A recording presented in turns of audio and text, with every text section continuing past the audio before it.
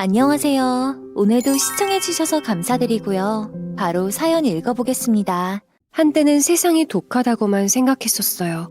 하지만 독한 만큼 그 반대편에선 희망과 행복이 늘 저의 곁을 지켜주기에 세상은 아직 따뜻하네요. 그러기에 눈물로 뒤덮인 제 눈에서 또 다른 희망을 보고 있습니다.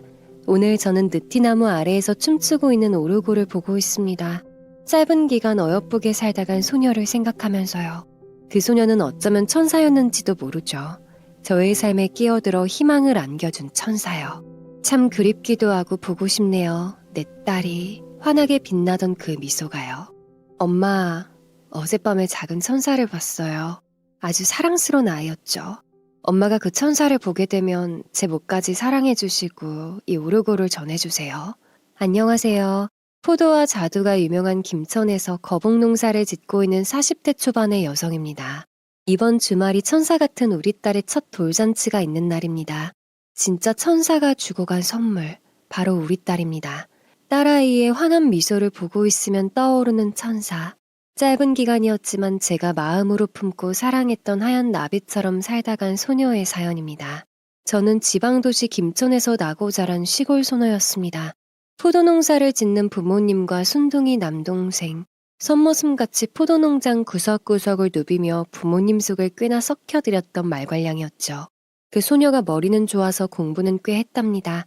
김천에서 고등학교까지 다닌 저는 도시 학생들도 붙기 힘들다는 K대 화학공학과를 합격을 하고 졸업을 했어요. 그리고 모두가 알만한 반도체 회사에 당당히 입사를 했습니다.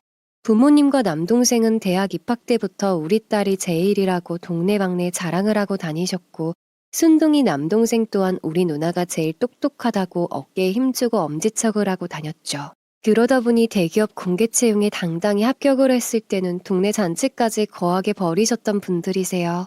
아유, 우리 지선이가 어렸을 때부터 똑소리 나더니 TV에 나오는 그 유명한 회사에 취직을 했다네요. 대기업이라 연봉도 무지 높다는데 기분이 너무 좋아서 한턱 내는 거니까 많이들 드세요. 지선 엄만 좋겠네. 걔가 어렸을 때부터 야물딱지긴 했지. 그것이 얼굴도 예쁘잖아. 잘 됐네, 잘 됐어. 엄마의 팔불출 딸 자랑에 모두가 자기 일처럼 함께 기뻐해 주셨다죠. 그때가 벌써 10여 년도 지난 이야기네요. 다시 생각해도 정겨웠던 그리운 시절이었어요. 그랬던 제가 지금은 다시 고향으로 돌아와 흙냄새 맡으며 행복한 가정을 꾸리며 살게 되었네요. 도시에서의 생활을 정리하고 돌아오게 된 이야기를 잠시 해보겠습니다. 대기업에 입사한 후부터는 저의 미래는 탄탄대로인 줄 알았습니다. 남들이 꿈꾸는 기업에 남들이 부러워하는 연봉, 저와 비슷한 형편의 남자를 만나 행복한 결혼도 꿈꾸기도 했어요. 하지만 현실은 너무나 고되고 각박하고 힘들었습니다. 정확히 말하면 몸이 힘든 건 참을 수 있었는데 정신적으로 힘든 것은 견디기 힘들더군요. 신입사원 때부터 시작된 동료들 간의 시기와 견제, 그 속에서 처음에는 호기롭게 헤쳐나가기도 했었죠. 3년이 5년이 되고 다시 7년이 넘어가고 있을 때 저는 피도 눈물도 없는 독한 여자가 되어가고 있었습니다. 호시탐탐 노리는 경쟁자들 속에서 살아남기 위한 투쟁이었죠. 직장생활 시작한 지 10년 차가 되어가고 있을 때에는 걸어다니는 중소기업이라는 별명까지 붙을 정도로 어마어마한 연봉을 받았습니다. 하지만 저의 마음은 황폐해져 갔고 더욱 독한 사람으로 변해만 갔어요. 남동생이 먼저 결혼을 해서 행복한 가정을 꾸리자 부모님은 높은 연봉이고 뭐고 시집가라고 들들 볶기 시작했어요. 저러다가 더 늙으면 데려갈 남자도 없다고 말이죠. 회사에 괜찮은 남자 없니? 우리 딸 얼굴이 예뻐서 웬만한 남자들은 관심을 가질 텐데 이상하네. 진짜로 없는 거냐? 혹시 너도 나홀로족인가 뭔가 그런 거야? 엄마의 말씀대로 평생 독신주의자는 아니었던지라 데이트한 남자도 여럿 있었습니다. 그 중에서는 정말로 결혼까지 생각한 사람도 있었어요. 타부서에서 근무하던 저보다 연하인 사람이었는데 결국에는 저의 능력과 재산을 노렸던 거였죠. 그 사실을 알고 이별을 통보했더니 씩씩거리면서 비아냥거리더군요. 얼굴 좀 반반해서 놀아주려고 했더니 야, 너 아주 독종이라고 소문이 파다하더라. 그나마 모아둔 것이 있으니 놀아준 거지. 아니면 누가 너 같은 독종을 만나겠냐고. 독 좀 보면서 업혀가려고 했더니 젠장 글러먹었네. 놀아줘? 내가 독종인 거 모르고 만났니? 이 바닥에서 아주 발도 못 붙이게 해줄게. 진짜 독한 맛이 어떤 건지 절절하게 느끼게 해줄 테니까 기대해. 그 재수없는 전남친의 면상에 불꽃 싸대기로 답하며 독한 맛을 보여주겠다고 으름장을 놓았습니다. 그 후에 이가 갈리고 몸이 부들부들 떨리는 배신감에 복수한답시고 1년을 괴롭혔었죠. 이때 한번 물면 끝까지 물고 늘어지는 독종이라 해서 도베르만 김이라는 별명까지 얻게 되었답니다. 전 남친과의 소문은 사내에 파다하게 퍼져나갔고 업무적으로도 부딪힐 일이 있을 때면 아예 찍소리도 못하게 불화살을 날렸습니다. 결국 전 남친은 진절머리를 치며 1년도 못 견디고 이직을 해야만 했어요. 하지만 지금 생각하니 결혼까지 안 한 것이 천만다행이라는 생각이 들더군요. 그때부터였을 겁니다. 지칠 대로 지친 영혼이 사람의 배신으로 인해 크게 상처받았으니 더욱 병들었던 것이었겠죠. 어느 날인가부터 식은땀이 나고 현기증이 심해졌어요. 빈혈인가 하고 철분제를 사 먹어봐도 효과가 없었죠. 갈수록 가슴이 답답해지고 숨쉬는 것조차 힘든 날들도 있었어요. 하루는 회사에서 일을 하는데 갑자기 숨을 쉴 수가 없을 정도로 눈앞이 캄캄하고 물속에서 허우적거리는 느낌에 쓰러지기까지 했습니다. 동료들에 의해 응급실까지 가게 되었고 공황장애라는 진단을 받았죠. 수술로 해결되는 병이 아닙니다. 다만 앞으로 스트레스를 안 받는 것이 가장 중요해요. 노력하면 쉽게 극복할 수도 있지만 방치하면 무척 위험하죠. 그날부터 처방받은 약을 꾸준히 먹고 마음을 편하게 하려고 노력을 했어요. 하지만 쉴 새 없이 바쁘게 처리해야 하는 업무에서는 벗어날 수가 없었습니다. 그러다 보니 약을 먹어도 상태는 더욱 안 좋아졌습니다. 회사에서 업무를 처리하던 중 또다시 쇼크가 온 겁니다. 가슴을 부여잡고 어지럽다며 쓰러진 것이었죠. 동료들은 모두 놀라서 119를 불렀고 이번에는 가족들에게도 연락을 했더군요. 부모님에게는 숨기고 있었는데 이날 모두 아시게 되었습니다. 연락을 받은 부모님은 발을 동동 구르며 남동생에게 연락해 어서 병원으로 가보라고 울면서 전화하셨다네요. 놀란 남동생이 병원으로 달려와 저의 병명을 먼저 듣게 되었고 몇 시간 뒤 밤늦게 도착하신 부모님도 얼굴이 하얗게 질려서 오셨더라고요. 멀쩡하던 딸이 갑자기 쓰러졌다는데 얼마나 놀라셨겠어요. 오히려 일을 크게 만들어 불효를 한 것 같아 죄송스런 마음뿐이었습니다. 남동생은 저보고 한번 건강을 잃으면 모든 것을 잃는다며 일단 사람부터 살고 보자고 저와 부모님을 설득을 했어요. 우리가 부모가 되어가지고 너무 무심했다. 네가 그 정도로 힘들어하는 줄 몰랐어. 회사에 당장 사직서부터 내라. 우선 너부터 살고 봐야 하지 않겠냐. 엄마가 힘들면 고향으로 내려와라 하실 때에도 반대를 하셨던 아빠가 모든 것이 자신의 탓인 양 괴로워하셨습니다. 그래도 젊은이들은 도시에서 살아야 한다고 하셨던 분인데 자식이 아프다고 하니 다 필요 없다고 하시더군요. 가족들의 설득도 있었지만 저도 너무 마음이 텅 비어버린 것만 같아 일단은 쉬면서 몸부터 챙기기로 했습니다. 며칠 후 회사에 사직서를 냈는데 바로 윗상사인 오 팀장님은 펄펄 뛰셨습니다. 이 자리까지 힘들게 올라온 10년의 세월 동안 함께 의지하며 지내온 사이여서 더욱 반대가 심했어요. 하지만 과감히 병원 진단서까지 제출을 하고 회사를 나왔습니다. 그동안 모아놓은 적금과 퇴직금이 웬만한 서울의 집 한 채 값은 되었기에 생활비 걱정은 안 해도 되었어요.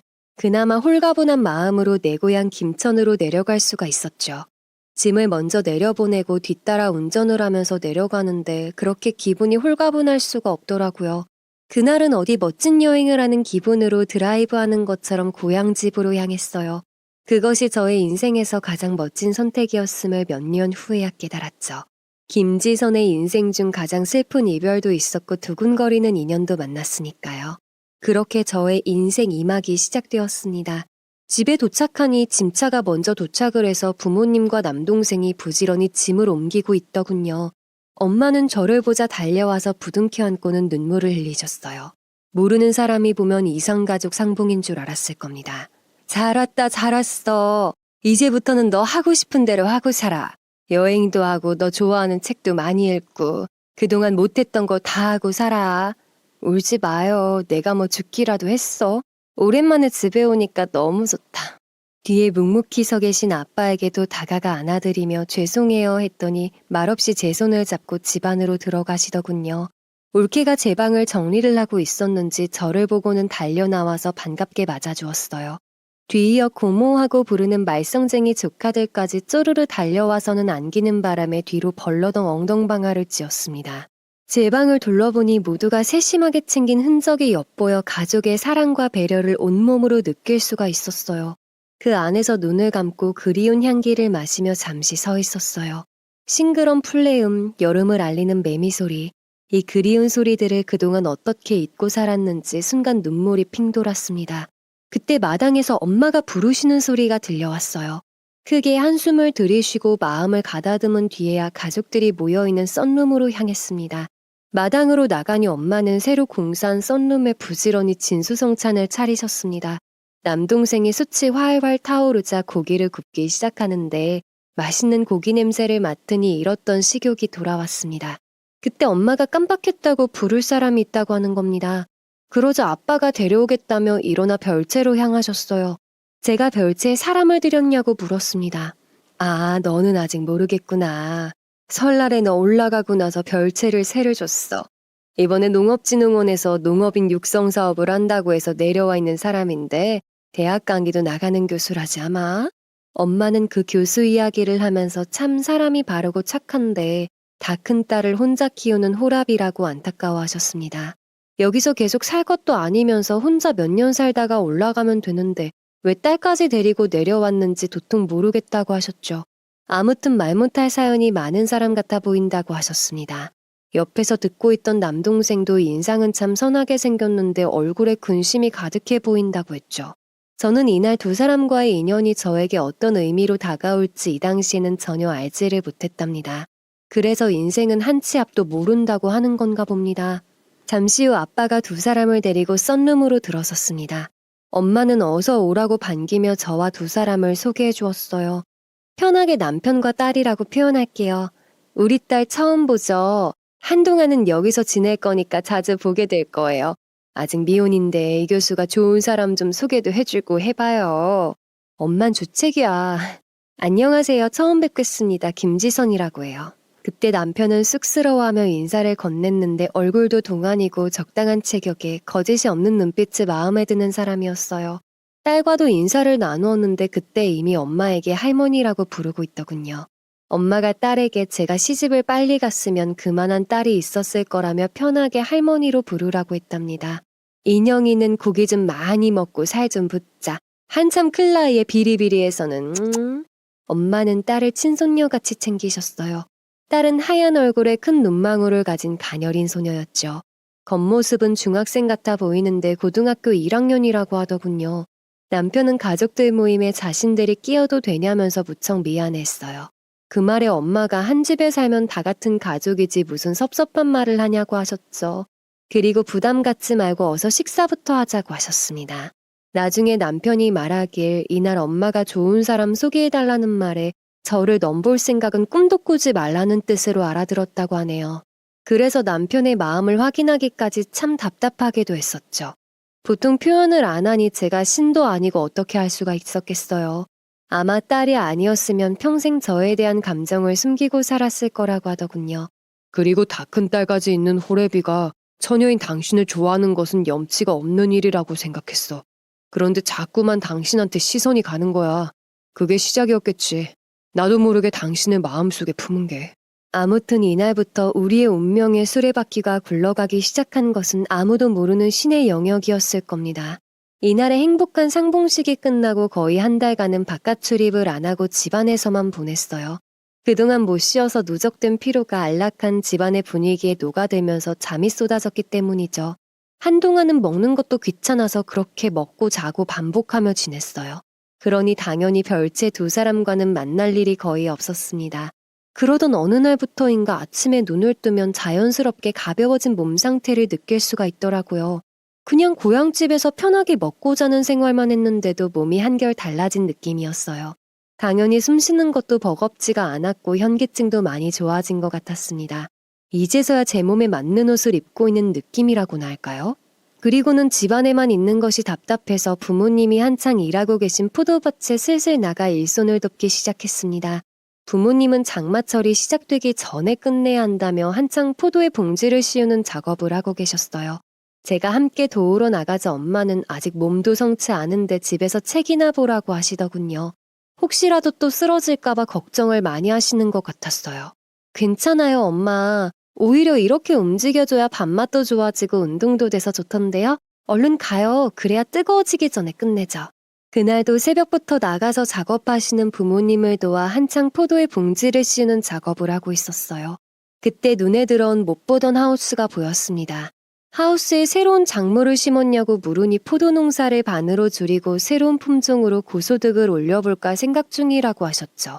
그러면서 요즘 신품종 망고포도가 맛도 좋고 외국에서만 수입한다고 해서 하우스에서 실험적으로 재배하고 있다고 해요. 그것을 도시에서는 샤인머스켓이라고 부른다고 하셨습니다. 샤인머스켓 재배하는 일은 별채에 살고 있는 남편이 도와주고 있다고 했어요. 농업시설 시스템 분야의 전문가라 많은 도움을 받고 있다고 했죠. 제가 없는 동안 부모님 포도 농장도 새로운 변화를 시도하고 있다는 것을 비로소 알게 되었네요. 그동안 너무 저 사는 거에만 바빠서 무심했던 것은 아닌지 죄책감도 들더군요.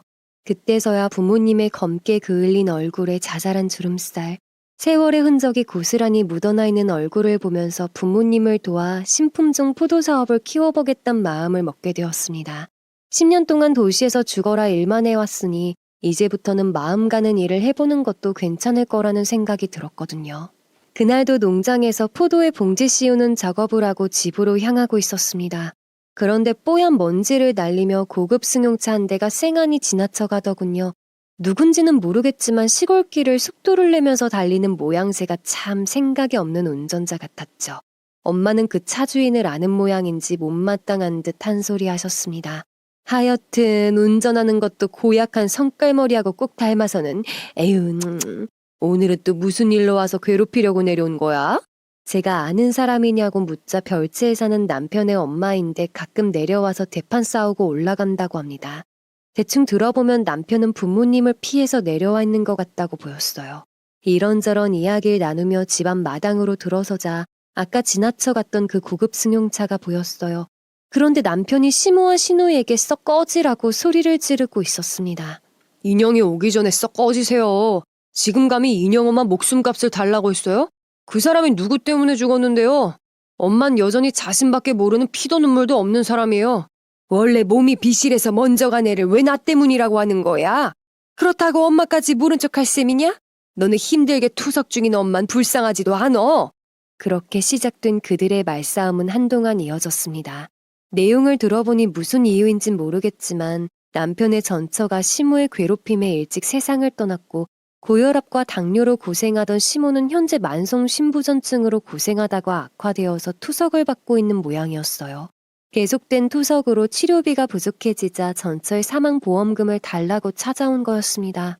들어보니 너무나 이기적인 요구라고 생각했어요.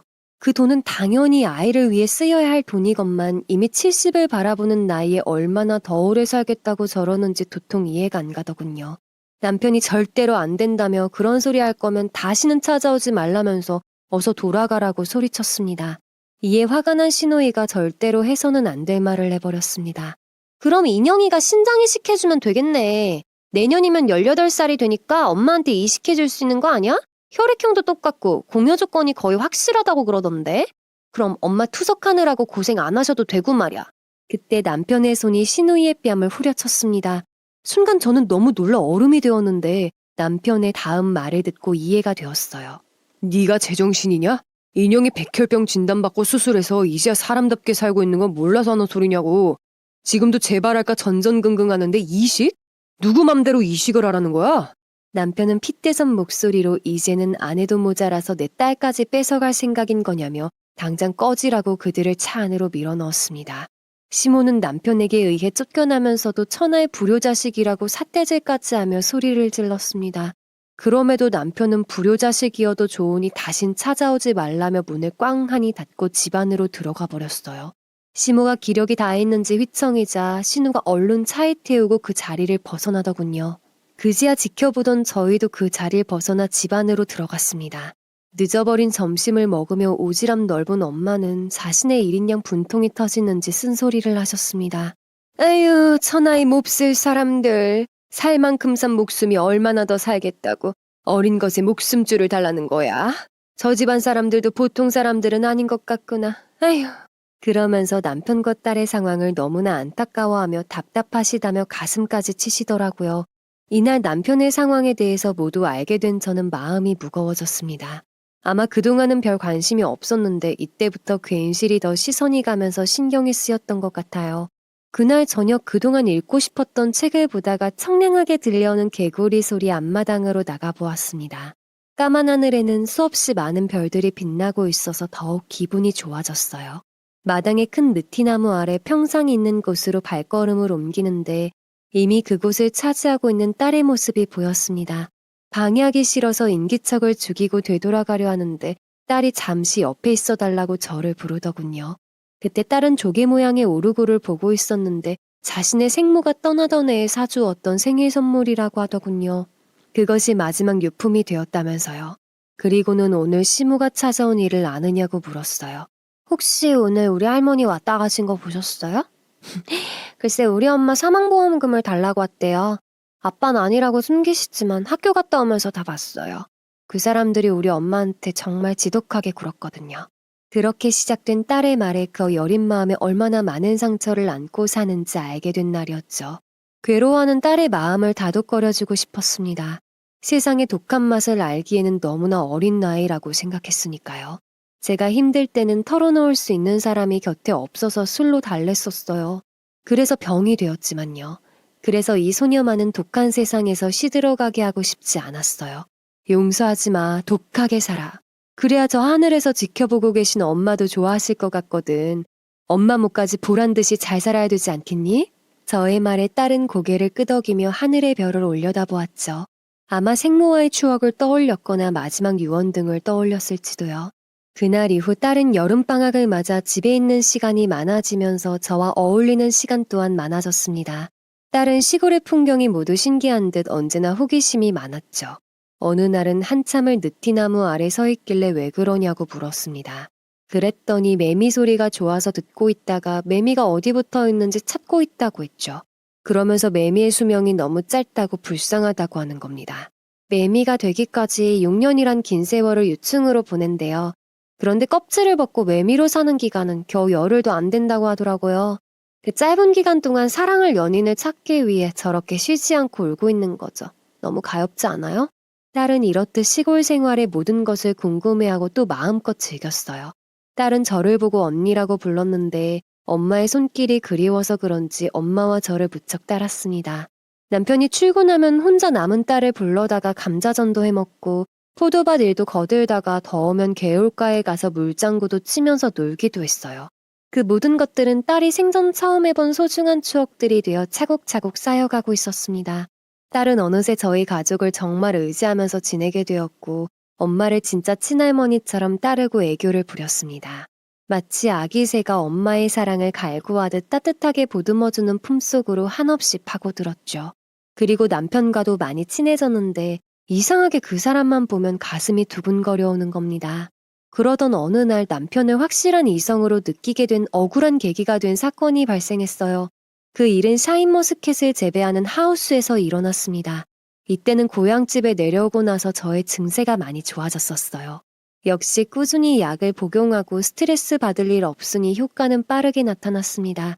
처음에는 덥고 갑갑하게 갇힌 하우스에 들어갈 생각은 꿈도 못 꾸었었는데 심호흡을 몇 번 하고 들어가 버릇하니 나름 참을만 했습니다. 그날은 말복이 다가와서 그런지 유난히 무더운 날이었어요. 그래도 크게 심호흡을 하고 하우스에 들어갔는데 남편이 수중 펌프를 손보고 있더군요. 아마 아빠가 부탁하신 모양이었어요. 오늘 너무 더운데 저녁에 나와서 하는 게 좋지 않겠어요? 이 정도는 괜찮아요. 조금만 하다가 돌아갈게요.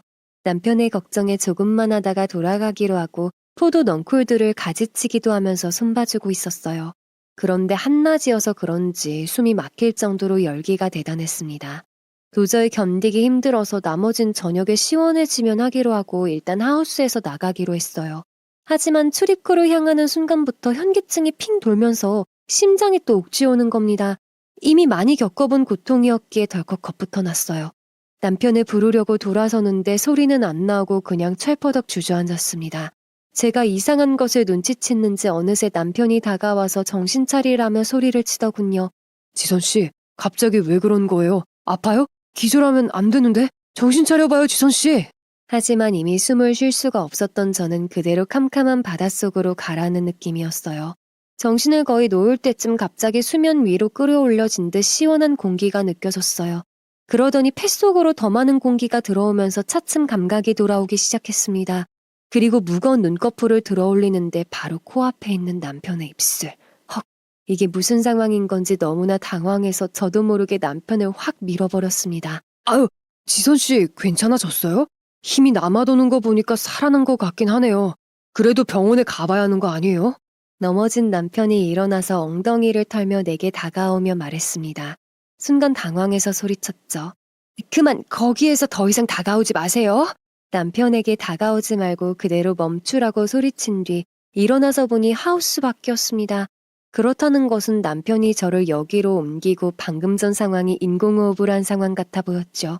순간 심장이 쿵쾅거리는데 남편이 119 불러야 되는 거 아니냐, 정말 괜찮은 거냐, 아직도 얼굴이 창백하다면서 걱정을 하는 소리가 하나도 들려오지 않았습니다.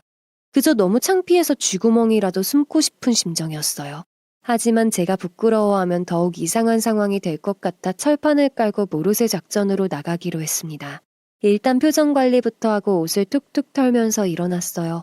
다행히 약간 어지러운 것 말고는 아까처럼 죽을 것 같은 증상은 없어서 다행이었습니다. 괜찮은 것 같아요. 병원은 나중에 가볼게요. 이 교수님 아니었으면 아무도 없는 하우스 안에서 처녀 귀신 될 뻔했네요. 고맙습니다. 괜찮다고 말하는 저를 남편은 한참을 걱정스레 바라보더군요. 엄마에게 들어 제가 공황장애를 치료하기 위해 고향에 내려와 있는 것을 알고 있었는데도 내색을 하지 않았습니다. 그런 점도 좋았던 것 같아요. 상대를 먼저 배려하는 마음이 깊은 사람이었죠. 그날부터였을 겁니다. 남편만 보면 심장이 쿵쾅대며 괜히 의식하게 된 것이. 어떤 날은 가까이 있는 남편에게 제 심장이 뛰는 소리가 너무 커서 들키지는 않을까 걱정이 되었던 날도 있었습니다. 남편은 아무런 감정이 없는 것 같은데 저 혼자만 이상한 감정을 품게 된 것 같아 일부러 아닌 척 행동을 했었어요. 그때부터 저만의 짝사랑이 시작되었습니다. 모르는 사람들이 볼 때는 처녀가 호레비를? 아니 왜? 하겠지만 사람이 사람을 좋아하는 데는 아무런 이유가 없더군요. 한번 불붙기 시작한 마음은 심장을 태워서 제만 남을 때까지 계속 타오르게 되죠. 그렇게 늦은 나이에 저의 사랑이 시작되었어요. 아무도 모르게요. 하우스에서 그렇게 쓰러지고 나서는 다행히 그런 증상은 다시 일어나지 않았어요. 남편이 엄마에게 말을 한 모양인지 걱정하시면서 병원에 가보자고 하시더군요. 괜찮아, 엄마.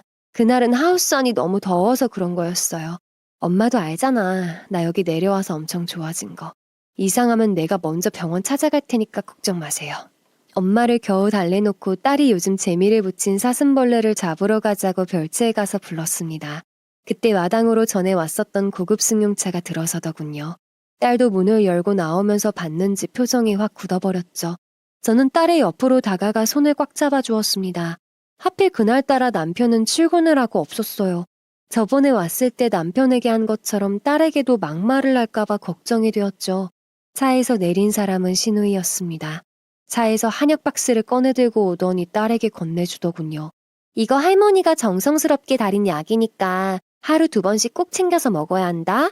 다 너를 위해서 지어온 거니까 꼭 챙겨서 먹고 살도 좀 찌워놓고 해. 이게 무슨 약인데 먹고 살찌라는 거예요? 왜요? 살찌워서 할머니 이식이라도 해주라고요? 신우이가 가져온 한약이 무슨 약인지 딸도 눈치를 챈 모양이었습니다. 저도 저번에 들었던 이식 이야기가 떠올라 바로 눈치를 챘습니다. 순간 너무 어이가 없고 화가 나서 견딜 수가 없었어요. 딸은 이딴 거 필요 없으니 당장 가지고 꺼지라며 악을 쓰며 소리를 질렀어요. 그러자 신우이가 딸을 째려보면서 어디서 어른한테 눈을 부라리냐며 잔말 말고 갖고 들어가기나 하라고 쏘아붙이더군요. 그때 안치에서 엄마가 무슨 소란이냐며 나오셨어요. 저희와 신우이를 보더니 무슨 상황인지 눈치를 챈 모양이었습니다. 엄마가 아이 아빠도 없는데 무슨 일이냐고 묻자 신우이는 아이한테 볼 일이 있어 왔다며 신경 끄라고 쏘아붙이더군요. 그 말에 엄마가 눈을 치켜뜨곤 딸과 저를 번갈아 보면서 한약 박스를 보았습니다. 그때 딸이 큰 눈에 눈물이 그렁그렁해서는 이런 거 필요 없다며 소리를 쳤어요. 그리고는 한약 박스를 들어올려 그대로 바닥에 던져버렸습니다. 그 소리에 신우는 돌아서서 팽개쳐진 한약 봉지를 보더니 딸에게 다가와서는 툭툭 밀면서 당장 주워 담으라고 했죠. 그러면서 죽은 지 엄마랑 똑같아서 버릇이 없다느니 고모 알기를 우습게 안다느니 하면서 상처 주는 말들을 했어요. 제가 그만하라며 아이를 감싸 안았고 엄마는 신우이의 손목을 확 낚아채면서 화를 내셨습니다. 어린 것을 왜 자꾸 건드려요? 애가 싫다잖아요. 이거 가지고 후딱 올라가세요. 당신들이 뭔데 남의 집 일에 끼어들어요? 제 삼자는 빠지세요. 우린 한 집에 사는 사람인데요. 왜 저딴 것을 들고 와서 애를 괴롭히냐고요. 애가 싫다잖아요. 엄마와 제가 함께 딸을 감싸 안고 방어를 하자 우리들을 번갈아 보던 신우이는 안 되겠는지 차로 돌아갔습니다. 저는 얼른 한약 박스를 챙겨서 차 뒷좌석에 후딱 던져버렸죠. 그것을 본 신우이가 야 하고 소리치더니 씩씩거리더군요. 하지만 내리지도 못하고 후퇴하기로 마음먹었는지 시동을 걸고 험하게 운전을 하며 돌아갔습니다. 그때서야 딸은 주저앉아 엉엉 울기 시작했어요. 나 저거 무슨 약인지 다 알아요. 할머니 살리려고. 딸은 다 아는데 이식해주고 싶지 않다면서 엉엉 울었습니다. 그 인간들한테는 피 한 방울도 나누어주고 싶지 않다고요. 저는 그런 딸을 안아주며 아무것도 안 해줘도 된다고 계속 다독거렸어요. 엄마는 옆에서 세상의 잡것들이라고 욕을 한 바가지는 쏟아부으셨죠. 한참을 울고 난 딸이 기진맥진하자 엄마가 얼른 안으로 데려가자며 안채로 데려가 시원한 물을 마시고 쉬게 해주었습니다. 그리고 그때 남편이 안채로 들어서며 딸이 여기 있냐고 물었어요. 엄마는 남편의 손을 주방으로 잡아 끌며 신우이가 왔다 간 상황을 이야기했습니다. 듣는 내내 남편의 얼굴은 하얗게 굳어져 갔고 가족들이 자신이 없을 때 딸을 직접 찾아올 줄은 몰랐답니다. 그러면서 헛웃음을 지으며 그러더군요. 하긴 예전에도 독한 사람들이었는데 쉽게 변하겠어요. 사실은 딸 골수 아내가 이식해줬어요. 딸은 어렸을 때부터 몸이 약했다고 합니다. 그렇잖아도 며느리가 마음에 안 들었던 시댁은 갖은 핑계로 아내를 시집살이 시켰다고요. 자신이 막아주려고 해도 한계가 있어 안 되자 결국은 손절을 하고 이사를 했답니다. 그런데 그때부터 몸이 약했던 아내는 자주 아파서 병원을 들락거렸다고요. 한동안 잘 치료를 받아서 괜찮아졌는데 이번에는 딸이 근육통을 호소하고 구토와 두통 증상에 시달렸다고 합니다. 축 늘어져서 잠만 자려고 하는 딸을 데리고 병원에 가서 검사를 해보니 백혈병 진단을 받았다네요. 골수 이식을 해야 했는데 타인의 골수는 기증자가 없어 어려웠고 그나마 신우이와 아내가 반일치가 되었다고요. 하지만 건강한 신우이는 거부를 했고 그 당시 몸 상태가 괜찮았던 아내가 이식을 해주었다고 합니다. 그 후로 아내와 딸은 몇 년은 괜찮았다고요. 하지만 시모가 만성신부전증으로 투석을 받게 되자 아내의 신장을 이식해달라며 괴롭혔다고 해요. 나 이렇겐 힘들어서 못 살겠다. 애미가 신장 이식해주면 이 고통에서 벗어날 수 있어. 당장 날짜부터 잡아라. 남편은 시모에게 그렇게 되면 아내가 위험하다고 거절을 했다고 합니다. 그리고 다시는 찾아오지 말라고도 해봤지만 계속 찾아와 아내를 괴롭혔다고요. 스트레스로 인해 면역력이 약해진 아내는 다시 열이 오르면서 급성 신우신염으로 고생하다가 그만 급성 폐혈증으로 세상을 떠났다고 하네요. 장례식장에서 신우이는 그렇게 짧은 생으로 살다 갈 거였으면 시모에게 신장이라도 나누어 주고 가야 했다면서 여전히 모진 말만 했다고 했어요. 남편은 자신의 가족이지만 정말 이기적인 사람들이라고 용서할 수가 없다고 하더군요. 그런데 시모가 아직까지 신장 기증자를 못 찾자 이번에는 딸의 신장을 이식해달라고 다시 찾아오기 시작한 겁니다. 딸 아직 정상 아니에요. 지금도 종종 무기력하고 현기증 증세가 있어서 언제 재발할지 모르는 상태예요. 그런 아이에게 신장을 이식해달라고 하는 것은 아무리 부모님이지만 용서할 수 없어요. 딸은 골수 이식을 받은 후에도 계속 상태가 불안정하다고 했습니다. 면역력을 키우려면 체력이 좋아져야 하는데 한계가 있어 그러지 못하고 있다고요. 아무래도 아내의 빈자리가 컸기 때문에 남편의 힘으로만 딸을 키우기에는 한계가 있었겠죠. 몇 달 전 정기검진에서도 검사 결과가 좋지 못해 의사에게 주의하라는 말을 들었다고 했어요. 그간의 상황을 이야기하는 내내 남편의 얼굴은 수심과 고통에 힘겨워하는 모습이었어요. 모든 것이 지켜주지 못한 자신의 탓이라고 여기는 것 같았죠. 듣고 있는 저도 심장이 쪼여오듯 아파오더군요. 어린 딸과 사랑하는 남편을 두고 떠나야 했을 그 심정이 어땠을지 저는 감히 짐작도 못할 일이었죠. 그리고 그 모든 것을 어렸을 때부터 지켜보고 고통스러워했을 딸의 심정은 오죽했을까요? 힘들게 살아온 두 사람의 삶이 너무나 가여웠습니다. 거기에 비하면 제가 직장 생활하면서 겪었던 고통은 아무것도 아니라는 생각이 들더군요. 모든 이야기를 들은 엄마는 남편의 손을 꼭 잡아주며 이젠 괜찮을 거라고 다독이셨어요. 마음고생 많이 했네. 이젠 괜찮을 거야. 딸 건강하게 잘 커서 결혼도 하고 자식도 낳고 잘 살 거야. 그러니 너무 걱정하지 말어. 엄마의 격려에 남편은 힘없이 웃음을 지어 보였습니다. 이날 이후 우리의 관계는 서로가 이해관계가 형성되어서 그런지 더욱 편안하고 가족같이 서로 챙기며 지내는 사이가 되었죠. 물론 그전에도 그러했지만 그 뭐랄까요? 서로의 아픔을 이해하고 나서 느끼는 유대감 같은 것이 생겼다고나 할까요? 오지랖 넓은 엄마는 남편과 딸을 더 잘 챙기셨고 딸은 모두의 걱정 속에서 다행히 잘 먹고 잘 지내고 있는 듯 보였어요. 겉으로 보기엔 평온해 보였지만 속으로는 살 얼음판을 걷고 있는 듯 조심스러웠죠. 본격적인 여름이 끝나고 9월이 되었어요. 딸은 다시 학교 생활을 시작했고 저희는 본격적인 포도 수확을 시작했습니다. 추석이 다가오는 몇 주는 정말 눈코 뜰 새 없이 정신없는 일상이 이어졌습니다. 주말에는 남동생 부부까지 내려와서 함께 일손을 거두었어요. 남동생은 남편과도 스스럼이 없었는데 주로 하우스 시설장치 부분에서나 포도농장 재배시설 문제에서 말이 잘 통하는 편이었습니다. 아빠가 연세가 있으시니 아무래도 힘이 딸리셨던지라 남동생이 주말에 시간 내서 내려오면 여러 가지 손을 봐주고 올라갔었어요. 그런데 전문가인 남편이 별채에 머물며 아빠를 돕고부터는 남동생이 훨씬 고생을 덜하게 되었습니다. 아빠와 남동생은 그런 점을 너무나 고마워하셨어요. 그럴 때면 남편은 겸손하게 대답을 하곤 했습니다. 별 말씀을요. 오히려 제가 내려와서 많은 도움을 받고 있는걸요. 덕분에 딸아이도 더 편안해진 것 같아서 정말 감사해요. 그렇게 서로 내일처럼 도와가며 함께한 시간들이 늘어나고 있었죠. 추석 물량을 맞추기 위해서 온 가족들이 포도를 수확하고 포장해서 출하를 할 때는 남편도 시간이 날 때마다 도왔습니다. 딸은 그러한 모습을 그늘에 앉아 구경하고는 했어요. 딸은 저희와 함께하는 순간들을 행복했습니다. 이렇게 대가족이 모여서 서로 돕고 사는 모습을 처음 봤던 딸은 모든 것이 새롭고 신기하다고 했죠. 그런데 왜 항상 이렇게 착한 아이에게 자꾸 불행이 찾아오는지 모르겠습니다. 그때 그 환하게 웃던 딸의 모습이 너무나 그리운 시간이네요. 여기 내려온 일은 너무 잘했단 생각이 들어요. 이런 가족들의 사랑 느껴본 적이 없었는데 할머니도 언니도 친가족보다 더 가족같이 대해주셔서 너무 좋아요. 여기서 평생 살았으면 좋겠어요. 딸의 말에 남편은 그저 꼭 안아주었다고 하네요. 이 말은 딸이 떠나고 나서 나중에 남편에게 들을 수 있었죠. 모두가 수학의 계절을 맞아 몸은 고되고 힘들었지만 모두가 의지하며 함께하는 시간이 너무나 행복했어요. 그런데 그 시간이 행복하면서도 저에게는 난감한 날들이 이어지고 있었습니다. 남편이 수학을 도와주러 나오면 얼굴도 볼 수 있어 좋기도 했지만 무거운 포도바구니를 들어준다거나 하면서 손이라도 닿으면 너무 난감했습니다. 남편의 손과 맞닿으면서 찌릿하게 느껴지는 설레임 때문에 쿵쾅대는 심장이 나만하지를 않을 것 같았거든요.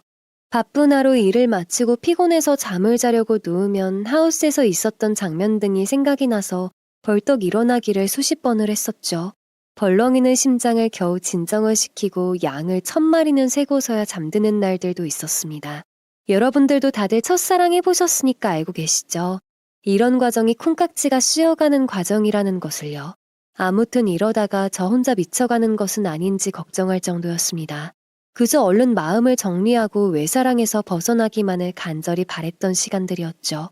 저의 이런 감정을 아무도 몰랐을 거라 생각했지만 나중에 엄마가 그러시대요. 이미 눈치채고 있었다고요.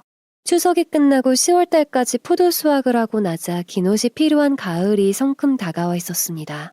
모두가 별일 없이 행복하기만 할 것 같았던 일상 속에서 어둠의 그림자는 어느새 성큼 다가와 있었나 봅니다. 매일 느티나무에서 울어대던 매미 소리도 사라진 그때 딸은 시름시름 기력이 없다며 늘어지기 시작했어요. 마치 매미의 짧은 사랑의 연가가 끝나기를 기다렸다는 듯이 말이죠. 딸이 요즘 무기력해요. 예전에도 이런 증상들이 있었는데 아무래도 다음 달에 있는 진료 날짜를 앞당겨야겠어요. 남편은 걱정스런 얼굴로 대학병원에 진료 예약을 변경했어요. 그런데 진료일을 며칠 앞두고 딸이 학교에서 쓰러져 인근 병원으로 이동 중이라는 연락이 왔습니다.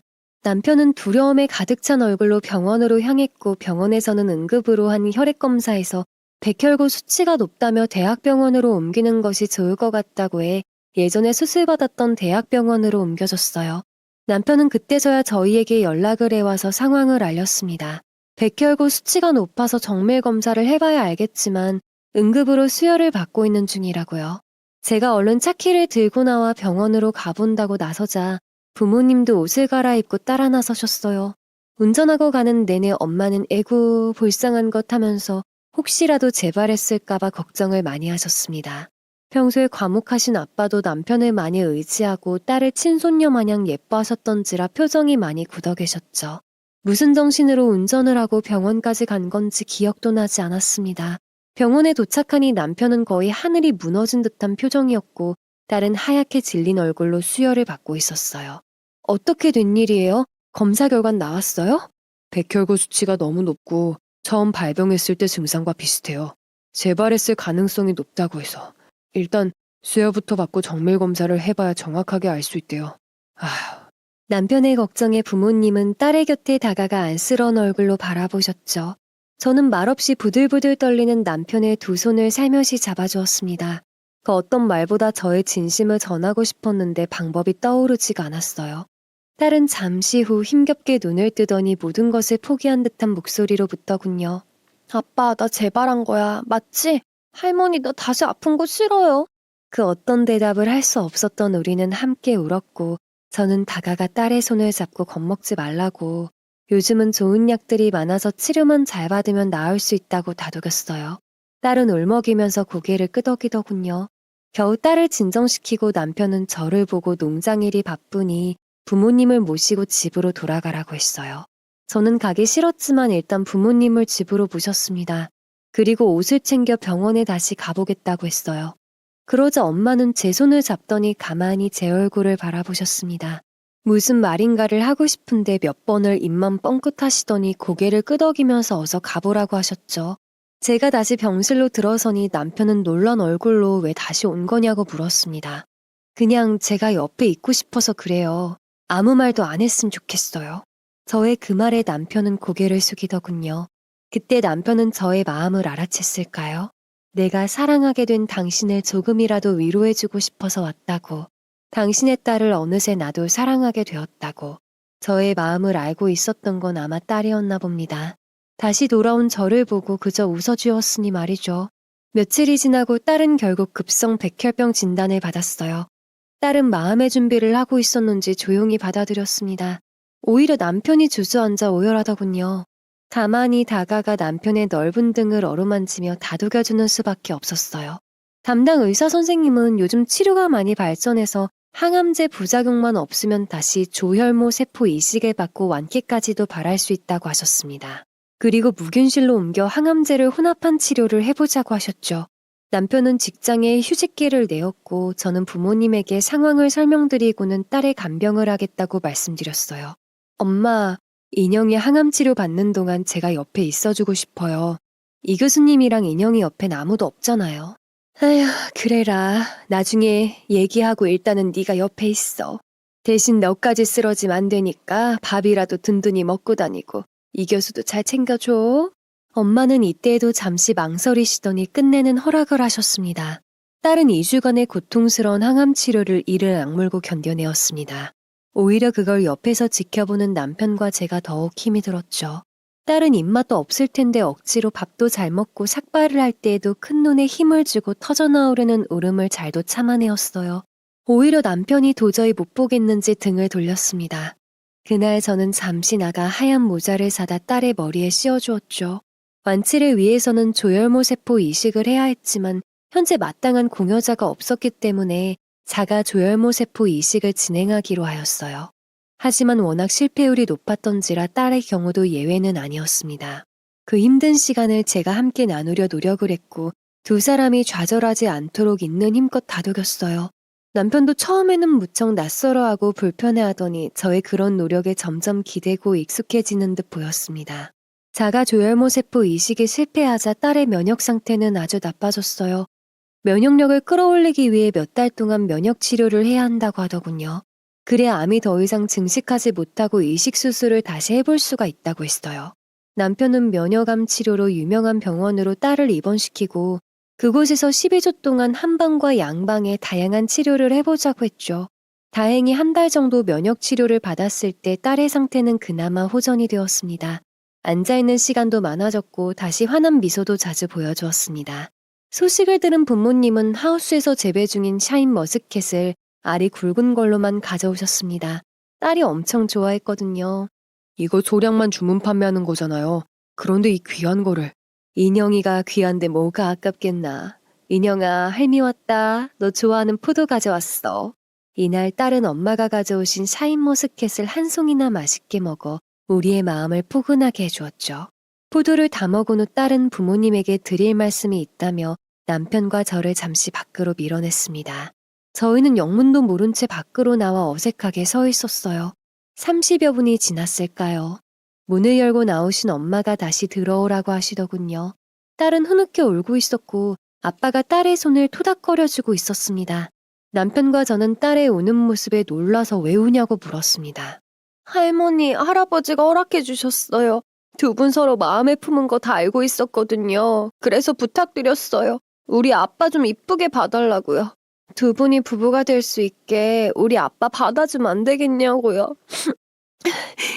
딸이 울면서 하는 말은 너무나 갑작스러웠습니다. 제가 놀란 눈으로 남편을 바라보자 남편도 당황스러워서 고개만 숙이더군요. 그러더니 아빠를 향해 딸이 아무래도 아프다 보니 실수를 한 것 같다고 죄송하다고 사과를 했습니다. 그럼 자네는 아무런 감정이 없다는 건가? 우리 딸 다른 남자와 결혼해도 평생 후회 안 할 자신 있어? 전 그럴 자격이 없는 사람입니다. 지선 씨는 좋은 남자 만나서 행복하게 살아야 하는 사람이에요. 그 소리에 딸은 아빠 바보야 라고 소리치며 울었습니다. 친정엄마는 답답한 듯 가슴을 치며 에휴 바보 같은 사람이라며 가까이 다가오셔서는 남편과 저의 손을 포개어 잡으시며 자네가 좋은 남편이 되어주면 되지 않냐고 하셨죠. 딸이 울면서 부탁한 소원이라고 합니다. 딸의 생모가 떠날 때 마지막 남긴 말이 남편에게 좋은 사람이 나타나면 행복할 수 있게 축복해 주라고요. 아마 딸은 자신의 시간이 얼마 안 남았다는 것을 알고 있었던 것 같았어요. 하지만 남편은 자신과 함께 있으면 불행하다며 거부를 했습니다. 그래서 역시나 저 혼자만 느끼는 감정이라며 포기를 하려고 했었죠. 하지만 저의 별명이 괜히 독종이었겠어요. 마지막이라 생각하며 남편을 밖으로 불러 대놓고 물었습니다. 다른 이유들은 생각하지 말고 저에게 정말 느끼는 감정이 없어요? 난 이 교수님 마음에 품은 지 오래되었어요. 그리고 제 별명이 도베르누안 김이에요. 한 번 물면 절대 놓치지 않는다고요. 저는 이 교수님 평생 놓치지 않을 거니까 고집은 그만 피우시죠. 저의 당돌한 고백에 남편은 두 눈을 크게 뜨고 바라볼 뿐 어버버거리며 말을 못하더군요. 거기다 대고 저도 모르게 남편의 입에 쭉 소리를 내며 확인 도장까지 찍어버렸습니다. 그리고는 후다닥 그 자리를 벗어났죠. 도저히 창피해서 얼굴을 들 수가 없었거든요. 지금도 그때만 생각하면 얼굴이 화끈거려 온답니다. 병실로 들어선 저는 부모님과 딸을 보며 남편도 허락을 했다며 엄마에게 다가가 꼭 안아드리며 죄송하다고 했어요. 엄마는 그저 저의 등을 토닥거려 주시더군요. 엄마 품에서 벗어나 딸에게 다가가 아빠는 이제 내가 책임지겠으니 걱정하지 말라고 했죠. 딸은 눈물이 그렁그렁해서는 고마워요, 정말 고마워요 하면서 눈물만 흘렸습니다. 엄마는 조용히 다가가 이 좋은 날에 왜 우냐고 딸의 눈물을 닦아주셨습니다. 딸은 면역치료 2달째 상태가 더욱 좋아졌어요. 하지만 그때까지도 타인 이식자가 나타나지 않았습니다. 그래서 저희 가족들도 항원 검사를 해보기로 했습니다. 소식을 들은 남동생과 올케까지 내려와 검사를 해봤지만 반일치라도 되면 이식이 가능한데 모두가 불일치로 나왔어요. 다시 절망감에 빠진 남편은 지푸라기라도 잡는 심정으로 시댁에 연락을 했습니다. 그런데 들려오는 대답은 너무나 냉정하더군요. 아유, 급하긴 했나 보구나. 네가 연락을 다 하고. 그 아이는 어차피 지 엄마랑 똑같이 떠날 사람이었어. 끈질기게 살아남은 것이 용한 거지. 너도 부질없는 희망에 더 이상 기대하지 마라. 어머니 하나밖에 없는 손녀예요. 어린 것이 불쌍하지도 않으세요? 어머니 왜 그렇게 모질기만 하신 건데요? 내 딸 좀 살려달라고요. 하지만 시모는 모진말로 상처만 주었고 시노이는 거절을 했다고 합니다. 오히려 시노이가 시모에게 신장 이식을 해주라는 말까지 해서 남편을 2번 절망하게 만들었죠. 정말이지 짐승도 자기 애는 죽으림을 다해서 지킨다고 하던데 시댁은 피도 눈물도 없는 냉혈한이라는 생각이 들더군요. 저런 사람들에게 시달렸으니 딸의 생모가 얼마나 힘들었을지 이해가 갔습니다. 저희가 딸의 이식 공여자를 못 찾고 괴로워할 때 딸은 저희의 결혼식을 보고 싶다고 또 한 번 떼를 쓰기 시작했습니다. 저희의 결혼은 딸이 이식을 받고 완쾌가 되면 그때 하는 걸로 이야기가 되었던 터라 당황스러울 수밖에 없었습니다. 아픈 딸이 떼를 쓰자 이미 허락을 하신 부모님까지 마음이 약해져서 저희를 설득하기 시작하셨어요. 어린 것의 소원이라는데 다시 생각해봐. 저렇게 아파서 누워있는데 그깟 소원이 뭐라고 못 들어주겠니? 며칠을 고민하던 저희는 병원 근처의 작은 교회에서 면사포만 쓰고 가족들만 조용히 모여 예식을 치르기로 결정했죠. 그 소식을 들은 딸은 저의 웨딩드레스 입은 모습을 볼 수 있는 거냐며 너무나 행복했어요. 이때에도 딸은 자신이 생모의 곁으로 가면 약속을 잘 지키고 왔다고 보여주고 싶었었나 봐요.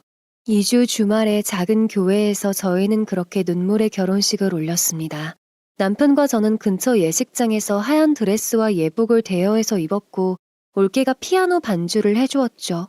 두 조카가 화동이 되어 꽃가루를 뿌려주었는데 남편과 함께 그 길을 걸어가면서 많은 눈물을 흘려야만 했습니다. 딸은 휠체어에 앉아서 저희를 보며 환하게 웃으며 박수를 쳐주었고 그날을 하나하나 기억하려고 두 눈에 담으려 애를 썼었죠. 그리고 언제 써왔는지 꾹꾹 눌러 쓴 눈물의 축사를 해주었습니다. 그날의 결혼식은 얼마 후 떠날 이별을 위한 준비 과정이었음을 나중에 알게 되었답니다. 사랑하는 엄마, 당신은 나에게 가족의 의미를 알게 해주신 사랑스러운 분이에요. 처음 느껴본 따뜻한 세상이었어요. 모든 것이 서툴기만 했던 저와 아빠를 받아주셔서 감사하고 이 은혜는 죽어서도 잊지 않을 거예요. 부족한 점이 많으신 분이지만 우리 아빠 잘 부탁해요. 마치 어디론가 떠날 준비를 하는 사람처럼 딸의 축사는 그렇게 예고하고 있었죠. 이제 그 끝이 정해진 것처럼요. 그날은 기쁜 날이었지만 모두가 웃는 얼굴에 눈물을 주르륵 흐르던 날이었어요. 아무것도 모르는 두 조카만 신이 나서 고모 결혼 축하해 하면서 뛰어다닐 뿐이었습니다. 소박하게 치룬 그날 이후 남편과 딸은 저의 진정한 가족이 되었죠. 눈물바다가 된 결혼식이 그렇게 끝나고 부모님은 신혼부부가 병원에서 첫날 밤을 보내는 것은 말도 안 된다고 하셨어요. 오늘 밤은 자신들이 손녀딸과 있을 테니 근처 호텔에서 하룻밤을 묵으라고 등을 떠미셨죠. 나중에 들어보니 그것 또한 딸의 생각이었다고 하네요. 이에 남동생은 언제 준비를 해왔는지 호텔 숙박권을 내밀어서 빼도 박도 못하게 첫날 밤을 보내게 되었습니다. 그리고 떠나기 전 딸이 그러대요. 꿈속에서 귀여운 천사를 보았다고요. 딸의 소원대로 저희는 결혼식의 첫날 밤까지 보내고 다시 딸의 치료에 매달렸습니다. 자신의 소원을 풀어서 그런지 딸의 안색은 훨씬 밝아 보였어요. 하지만 면역 치료를 3개월 모두 마쳤을 때에도 딸의 상태는 더 이상 좋아지지 않았습니다. 그때까지도 타인의 이식 공유자는 나타나지 않아서 딸은 정기적으로 수혈을 하며 버티고 있는 상황이었어요. 몇 달간의 면역 치료로 인해 나아졌던 상태는 두어 달쯤 지나자 다시 악화가 되었습니다. 그럼에도 딸의 얼굴은 잔잔한 호수 위의 연꽃처럼 평온하기만 하더군요. 그리고 집에서 자신의 책상 위에 놓여있는 오르골을 갖다 달라고 부탁을 해왔습니다. 생모가 마지막으로 남기고 갔다는 조개 모양의 오르골요. 그 조개 모양의 오르골에는 딸처럼 예쁘고 가녀린 발레리나의 인형이 춤을 추고 있었죠. 우리 딸처럼 예쁘게 생겼네. 빨리 일어나서 엄마랑 집에 가야지. 네가 늘 쉬어가던 평상도 너를 늘 안아주던 느티나무도 우리 인형이가 오기만을 기다리고 있을 거야. 그러자 딸이 그 환한 미소를 지으며 저의 두 손을 따스히 잡아주었습니다. 그리고 큰 눈동자에는 맑은 물방울이 피어나고 있었죠. 세상에서 가장 아름다운 물방울이었어요. 엄마, 어젯밤에 작은 천사를 봤어요. 아주 사랑스러운 아이였죠. 엄마가 그 천사를 보게 되면 제 목까지 사랑해주시고 이 오르골을 전해주세요. 딸은 몽롱한 목소리로 마치 무언가를 보고 있는 듯 저의 뒤편을 보며 말했습니다. 그때는 딸이 무슨 말을 하는지 이해할 수가 없었어요. 그 이유는 딸이 떠나고 한 달 뒤에는 알게 되었죠. 그저 이때는 딸이 모든 것을 포기하고 마지막을 고하는 것 같아 마음이 먹먹해 와서 견딜 수가 없었어요. 남편이 터져나오려는 울음을 못 견디고 돌아서려 하자 딸이 남편의 손을 붙잡았습니다. 아빠 미안해. 꼭 행복해야 해. 그래야 내가 엄마에게 약속 지키고 왔다고 하지. 병원에서는 딸의 상태가 너무 안 좋아서 자가 이식이라도 다시 해야 하는 상황이라고 했습니다. 시간이 없으니 할 수 있는 최선을 다해보자고 했죠. 그 말이 마치 마지막 선고처럼 비수가 되어 내리꽂혔습니다. 절망감을 내비칠 수가 없어 이를 악물고 참고 있는 남편을 대신해 부모님께는 조용히 딸의 상태를 알렸어요. 아이고, 불쌍해서 어쩌노. 하늘도 무심하시지. 그 어린 것이 뭐를 잘못한 것이 많다고. 아이고, 불쌍해서 어쩌노. 아유. 엄마는 어린 것을 불쌍해서 어찌 보내냐며 통곡을 하며 오셨습니다. 다음날 긴급하게 잡힌 수술에 딸이 다시 한번 수술실로 들어가게 되었어요. 딸은 남편을 보며 끝까지 웃어 보이며 수술실로 들어가더군요. 몇 시간의 억겹과도 같은 시간이 지나고 딸이 평온한 모습으로 나왔습니다. 애간장이 타다 못한 저희와 가족들은 그저 의사 선생님의 입만 바라보고 있었죠. 하지만 최선을 다했지만 경과를 지켜보자는 말이 전부였습니다. 딸은 그날 밤 겨우 눈을 뜨더니 색색거리는 목소리로 부모님과 저를 바라보며 겨우 말을 꺼냈어요. 고마워요. 고마웠어요. 딸은 오직 고맙다는 말로 모든 것을 대신했습니다. 그리고는 남편의 손을 잡고 조용히 눈을 감았어요. 딸의 손에 안겨있던 오르골에서는 조용한 선율이 흘러나오고 있었죠. 마치 딸의 마지막 가는 길을 배웅하는 것처럼요. 저희는 마음의 준비를 하고 있었음에도 이 커다란 슬픔을 감당하기가 너무나 힘들었습니다.